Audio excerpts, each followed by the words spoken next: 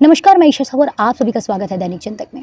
अक्सर आप सभी ने सुना होगा कि एक महिला एक युवती को शादी का झांसा देकर अवैध संबंध बनाए जाते हैं और इसको लेकर बाद में छोड़ भी दिया जाता है, ये कहकर कि कुछ प्रॉब्लम है मुझे या फिर मैं शादी नहीं कर पाऊँगा। ऐसे तमाम चीज़ों लेकर ऐसी बातें आती हैं और महिला शोषित होते तंग आ जाती है और कहीं न कहीं ऐसा गलत कदम उठाने में मजबूर हो जाती है या फिर न्यायालय के रास्ते भी चल पड़ती हैं, अपनी माँग को लेकर, अपनी गवाही को लेकर, अपने साथ बीते उस व्यवहार को लेकर, बीती उस पूरी घटना को लेकर जिसमें वह मानसिक रूप से और फिजिकली रूप से प्रताड़ित हुई हैं। ऐसा ही एक केस दुर्ग में सामने आता है जिसमें एक आरिफ रज़ा नामक एक लड़का है जिसने तब ऐसी ही एक घटना को अंजाम दिया, जिसकी जो पीड़िता है हमारे साथ मौजूद हैं। इनसे हम बातचीत करेंगे और जानेंगे कि कैसे उन्होंने झांसा लिया और क्या कुछ पूरा मामला है, क्योंकि कल आरिफ रज़ा ने कितने दिनों की ये जो पीड़िता है उनकी लंबे समय की मशक्क़त के बाद में कल अपने कोर्ट में जाकर अपने आप को सरेंडर किया है और बातचीत करके ये चीज़ आगे की प्रोसेस में डाली है। पर इसी संबंध में हमारे साथ में पीड़िता मौजूद हैं, इनसे बातचीत करेंगे कि आज उनके संघर्ष के बाद इतनी लंबे समय के बाद में आरिफ रज़ा ने सरेंडर किया है, पर कैसे वो उनसे मिली, क्या कुछ हुआ और क्या कुछ उन पे बीती, उसके बारे में हम जानेंगे। जी दीदी, एक और चीज़ मैं बोलना चाहूँगी कि हम इनका नाम रिवील नहीं कर सकते, इनका फेस रिवील नहीं कर सकते, क्योंकि ये कुछ चीज़ों को मद्देनज़र रखते हुए हमें करना पड़ता है। तो यही चीज़ हम आज कर रहे हैं। तो ये हमारे साथ में मौजूद है पीड़िता जी, इनसे हम बातचीत करेंगे और जानेंगे। मैम, सबसे पहले आप ये जो दोषी है आप आरिफ रज़ा, इनसे आप कैसे मिले, कैसे मुलाकात हुई और बातें कैसे चीज़ बढ़ी और कैसे उन्होंने आपसे मुलाकात से, दोस्ती से जो भी थी उसे टॉर्चर के थ्रू बदल के आज ये उन्हें इस लेवल पर, मतलब ये चीज़ें इतनी हावी हो पड़ी आप तक? जी। एक्चुअल में उनसे मुलाकात ऐसे एक फ्रेंड का द्वारा से हुआ था। मेरी एक लड़की है सहेली, तो उनको जानती थी, वो मुझे भी जानती थी, तो उनके द्वारा से हमारा पहचान हुआ था। फिर हमारे ऐसे दोस्ती हो गई। दोस्ती इंस्टाग्राम के थ्रू से हुआ, क्योंकि इंस्टा में वो मेरे आईडी निकाल के मेरे से बातचीत करने लगा था। फिर उसके बाद हमारे बीच बातचीत होना चालू हुआ। बातचीत होते होते दोस्ती हुई, दोस्ती होते होते फिर मिलना जुलना चालू हुआ। फिर मिलना जुलना होते होते चलो एक दोस्ती है, मिलना जुलना नॉर्मली हो रहा था। उसके बाद मुझे एक दिन बोला कि मेरे घर चलो, मैं घर घुमा लाता हूँ, परिवार से मिलाता हूँ। तो मैं बोली ठीक है, मैं चली उसके साथ। फिर उसके घर लेके गया, तो घर में उस दिन जिस दिन गई थी तो उसका परिवार नहीं थे वहाँ। तो मैंने उसको पूछा तो तुम्हारे परिवार है नहीं है? तो मुझे बोला कि बाहर गए हैं, आ जाएंगे, आप बैठो। तो मुझे बिठाया। उसके बाद उसके घर जो है, बाद में मुझे पता चला कि वो घर नहीं था, वो कोई फ्लैट था, उसका किराए पे वो रखा हुआ था फ्लैट। बाद में पता चला ये सारी चीज़ें, पहले मुझे पता नहीं था। तो फिर मुझे बिठाया, उसके बाद चाय पिलाया, बोला चाय पियोगी? मैं बोला हाँ ठीक है। चाय बनाया, चाय पिलाया। चाय पीने के बाद मुझे थोड़ा सा नशा लगा, चक्कर आने लगा। फिर मैंने उसको पूछा क्या मतलब चाय में कुछ था क्या? तो बोलता है कुछ नहीं है, आप आराम करो, ऐसा बोला। तो उसके बाद मैं जैसे 10-15 मिनट बाद ज़्यादा ही मेरे को नशा हो गया है। नशा होने के बाद मैं अच्छे से बोल भी नहीं पा रही थी, अच्छे से मुझे दिख नहीं रहा था। उसके बाद वो जब पूरी तरह से मैं नशे में हो गई थी, तो बेहोश टाइप की हो गई थी। तो जब मैं बेहोश हो गई थी तो उसने मेरे साथ शारीरिक संबंध बनाया, फिजिकली किया और वीडियो भी बना लिया है। वीडियो बनाने के बाद मुझे तो पता नहीं उसने वीडियो बना लिया था। उसके बाद जैसे मैं जब होश आया 2-3 घंटे बाद, तो मेरे शरीर में कपड़े नहीं थे, मैं न्यूड थी। उसके बाद मैंने उसको पूछा कि मेरे साथ तुमने गलत किया है, मेरे कपड़े नहीं है शरीर में। तो बोलता है मैंने तुम्हारे साथ गलत नहीं किया। पहले तो मना किया बहुत। उसके बाद मैं बोली मुझे घर छोड़ दो। तो उसने मुझे अपना गाड़ी में बिठाया और घर तक छोड़ा। तो मैंने उसको बोला कि मैं रोने लगी। मैंने बोला तुमने मेरे साथ गलत किया है, तुमको ऐसा नहीं करना था, मेरे कपड़े नहीं थे शरीर पे। तो उसने बोला नहीं मैंने गलत नहीं किया, तुम ऐसा मत सोचो। पहले तो काफ़ी मना किया। उसके बाद मैं उसको बोली नहीं तुमने गलत किया, मैं पुलिस स्टेशन जाऊँगी, तुम्हारा नाम पे कंप्लेंट कर दूँगी। तो मेरे को बोला कि मेरे पास एक चीज़ है तुमको दिखाऊँगा करके, वीडियो निकाल के दिखाया। तो जैसे वीडियो दिखाया तो मुझे बोला तुम पुलिस स्टेशन जाओगी, कंप्लेन करोगे तो मैं वीडियो को वायरल कर दूँगा। तो फिर मैं काफ़ी घबरा गई, मैं फिर कुछ नहीं बोल नहीं पाई। उसके बाद मैं घर चली गई, मुझे घर छोड़ के वो भी चला गया। उसके बाद 2-3 दिन बाद फिर मेरे घर आना चालू किया वो। घर आया, फिर वही वीडियो को दिखा के मुझे परेशान करता था, ब्लैकमेल करता था और मेरे साथ शारीरिक संबंध बनाता था। तो मेरे साथ वैसे ही रहता था वो काफ़ी लंबे समय तक। तो नशा भी करता था, काफ़ी कोरेक्स वगैरह, गोली क्या-क्या पता नहीं, मेडिकल नशा करता था। फिर मेरे घर आता था, मुझे परेशान करता था, लड़ाई झगड़ा करता, मारपीट करता। फिर मैं उसको बोली कि आप ऐसा मत करो मेरे साथ, मैं आपके साथ ऐसा रह नहीं सकती, क्योंकि इतना लंबे समय तक आप मुझे ब्लैकमेल कर रहे हो और मैं नहीं रह सकती ऐसा। तो मुझे बोला कि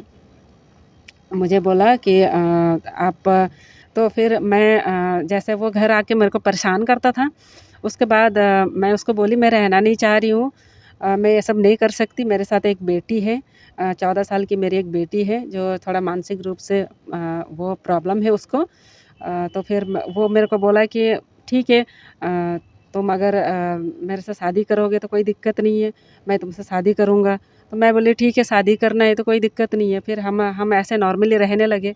फिर नॉर्मली ऐसे हम मेरे साथ रहने लगा, फिर ऐसे शारीरिक संबंध भी बनते रहा। फिर उसके बाद बोला कि तुम मुसलमान बन जाओ, अगर तुमको मेरे साथ शादी करना है तो मुझे मेरा धर्म को अपनाना पड़ेगा, मुसलमान बन जाओ, नमाज़ पढ़ो, बुर्का पहनो और उसके बाद ही मैं शादी कर पाऊँगा, ऐसा बोला। तो फिर मैं बोली मैं ब्राह्मण हूँ, मैं मुसलमान नहीं बन सकती।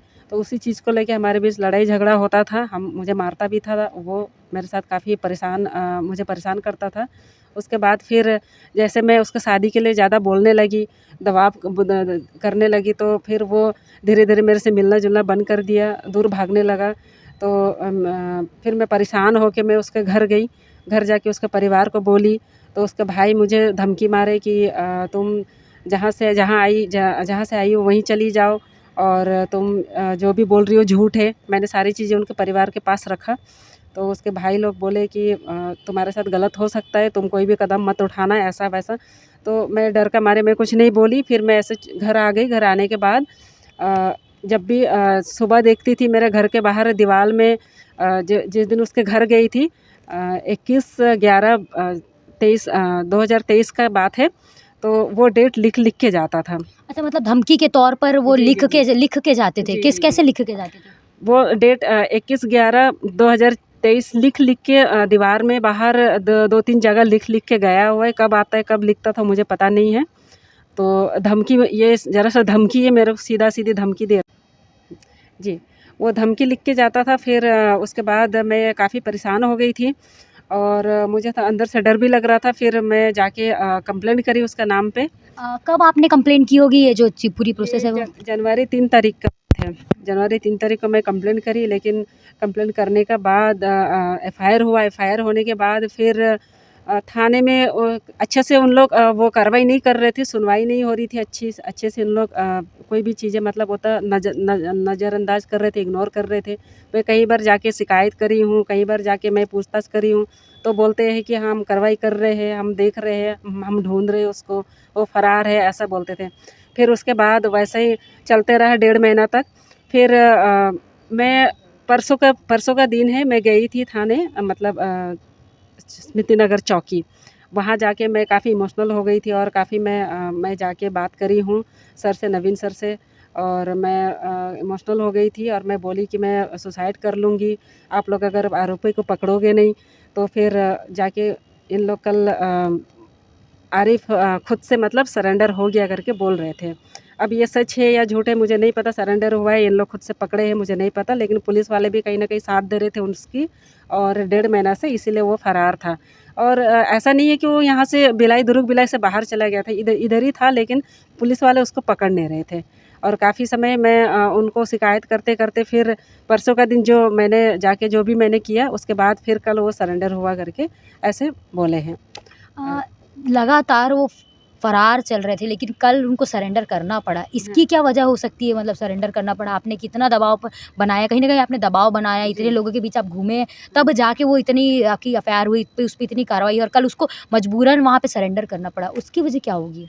जी, मैं एक्चुअल में 1.5 महीने से, मैं जब से एफआईआर हुआ तब से 1.5 महीने से मैं काफ़ी कोशिश कर ही रही हूँ कि वो पकड़ आ जाए, तो पुलिस वाले साथ नहीं दे रहे थे। मेरी, उनका साथ दे रहे थे। तो काफ़ी बार मैं बोली हूँ कि आप लोग साथ नहीं दे रहे हो मुझे, वो गलत किया मेरे साथ शारीरिक संबंध किया है, शोषण किया है, मेरे को टॉर्चर किया है, उसके बाद आप लोग साथ नहीं दे रहे हो। तो परसों का दिन मैं गई तो मैं वहाँ पे जाके काफ़ी मैं रोई हूँ और काफ़ी इमोशनल भी हो गई थी, काफ़ी मैं परेशान थी। फिर जाके मैं उनको बोली कि मैं सुसाइड कर लूँगी, आप लोग साथ नहीं दे रहे हो तो उसकी ज़िम्मेदार आप लोग बनोगे। फिर जाके उन लोग शायद उसको पकड़े हैं या वो खुद से सरेंडर हुआ है, ये मुझे नहीं पता, लेकिन बोल रही थी सरेंडर हुआ है। मैम आपने बोला कि लगातार मुझे टॉर्चर करते थे और जैसे कि पहली बार का जो आप किस्सा बता रही हैं, आपकी चाय में नशीली दवाई उसने मिलाई थी, तो कभी ऐसा हुआ था वो टॉर्चर करने का तरीका बदला हो, तरीके में क्या-क्या चेंजेस आए हों? क्योंकि कभी पहली बार जब नशीली दवाई दी थी, तो उसके बाद और भी तरीके चेंज हुए होंगे, अग्रेसिव होता है जैसे कि आपने बोला नशीली पदार्थ वगैरह देते थे, तो उसमें क्या कुछ टॉर्चर में कुछ अलग तरीके से होता था? टॉर्चर ऐसे मारपीट करता था, गाली गुलाज भी करता है, गंदी तरह से गाली बकता था, मारपीट करता था। और कई बार ऐसा भी हुआ कि तुम्हारी बच्ची को भी मार दूंगा, ऐसा भी कई बार वो बोलता था मुझे। अब नशे में रहता था तो मैं कुछ बोल नहीं पाती थी, मेरे को डर लगता था।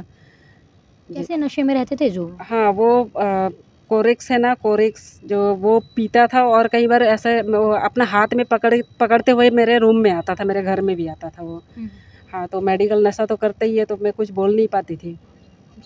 तो मैम जैसे कि ये लगातार मतलब वो सिर्फ शराब का नशा ही नहीं, अन्य नशा भी करता अन्य था, नशा जिसके भी बाद करता भी ये सब पूरी वारदात को अंजाम दिया, जिससे आप त्रस्त होकर आपने फिर ये पूरी कंप्लेन और वारदात को अंजाम दिया, क्योंकि उसने शादी का भी झांसा दिया और वो भी जी। चीज़ उसने पूरी नहीं की, नहीं उसके लिए की। भाग रहा था वो। तो अब आपने केस वेस करा, उस चीज़ का आपको फल मिला, उसने सरेंडर किया, पर अब आगे जाके आप क्या कुछ मांग करती हैं आगे? मेरा मांग यही है कि उसको सज़ा होनी चाहिए, कड़ी से कड़ी सज़ा होना चाहिए। क्योंकि मेरे जैसे लड़की, देखिए मेरी परिवार यहाँ है नहीं है, मैं बाहर से हूँ। तो मैं यहाँ कमाने खाने आई थी, लेकिन इस लड़के के चक्कर में लड़के ने मेरा बहुत कुछ बर्बाद किया है, मेरे साथ गलत किया है ना? तो ऐसा और भी लड़कियों के साथ ना हो, क्योंकि मेरे साथ यहाँ साथ देने वाला कोई नहीं है। लेकिन मैंने हिम्मत किया, आगे मैंने हर कोई कदम में मैं अकेली चली हूँ और हर कोई कदम में मतलब अभी जैसे आप लोग साथ दे रहे हो और भी जैसे कानून साथ देंगे आगे जाके, है ना? तो वैसा मैं चाह रही हूँ और बाकी लड़कियों का साथ ये सारी चीज़ें ना हो और सतर्क रहे महिला, लड़की मेरे जैसे जितनी भी हैं। और मैं चाह रही हूँ उसकी कड़ी से कड़ी सज़ा हो और मुझे न्याय मिले, बस मेरी इतनी इच्छा ही है। तो ये थे हमारे साथ में पीड़िता जी, जो लगातार अपनी मशक्क़त के बाद में आरिफ़ जो रज़ा नामक जो आरोपी है, जो लगातार इनके साथ में शादी का झांसा देकर शारीरिक संबंध बना रहा था, उसने कल दबाव में आकर सरेंडर तो कर दिया है। पर इसकी जो प्रोसेस है, क्या कुछ उस पे सज़ा होती है, क्या कुछ उसके प्रावधान होते हैं, उसे कितनी साल की सज़ा होती है, क्या कुछ इस पूरे मामले में होता है, उसी की अपडेट के लिए बने रहिए दैनिक चिंतक के साथ में। धन्यवाद। आप देख रहे हैं दैनिक चिंतक। आगे की अपडेट के लिए बने रहें हमारे साथ। हमारे चैनल को लाइक, सब्सक्राइब और शेयर करना ना भूलें।